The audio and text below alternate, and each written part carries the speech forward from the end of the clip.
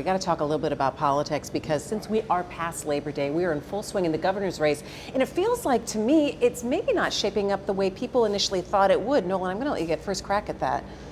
It's starting off differently than I expected. I thought this would be a neck and neck dogfight from start to finish. The polls are indicating that Gretchen Whitmer starts this fall campaign with a pretty good lead over the Attorney General, Bill Schuette. The Real Clear Politics average has it at about 8-9%. That's a little surprising to me. It surprises me because her name recognition remains a lot lower than his, which tells me that Bill Schuette's got a lot of negatives to deal with, and he might want to shift strategy. He has focused heavily on trying to tear her down. I don't think these Granholm Whitmer ads are working.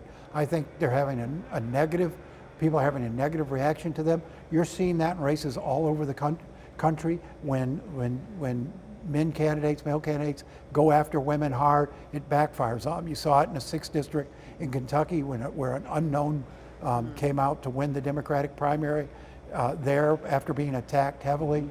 I think he ought to stop and look around and reconsider his strategy. So what do you think the change has been? I think the context for this race is now more important than the candidates in a lot of voters' minds, that there is a surge happening for women candidates in particular and for Democratic candidates. If you look at what is going on across the country, the kinds of wins that female Democrats in particular are able to pull off, it's building into this kind of surge. And I don't think it's about Gretchen Whitmer because, as you point out, her name recognition is not high enough to be that far ahead of Bill Schuette at this point. Obviously, it really is she's just this sort some kind of message that's resonating with her. I'm not sure that's true because what is that? Yeah, because she hasn't what voiced is that a message.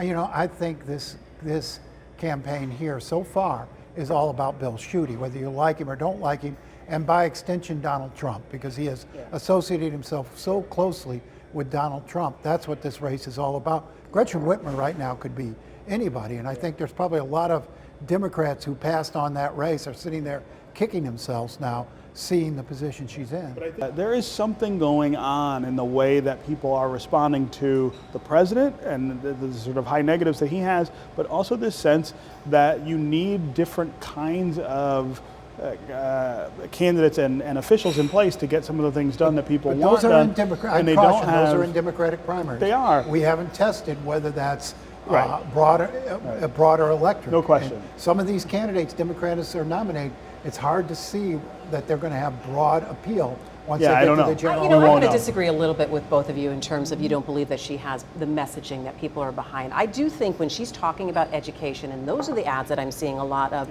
and talking about roads, infrastructure, that people do want to get on board with some kind of change there. So I do think that has to do a little bit with what the topics that she's talking about. But that's not different than what Schuette is saying either, right? I mean, she's not distinct from him there, is she? Neither one of them have put any substance behind, let's fix the roads, let's do education.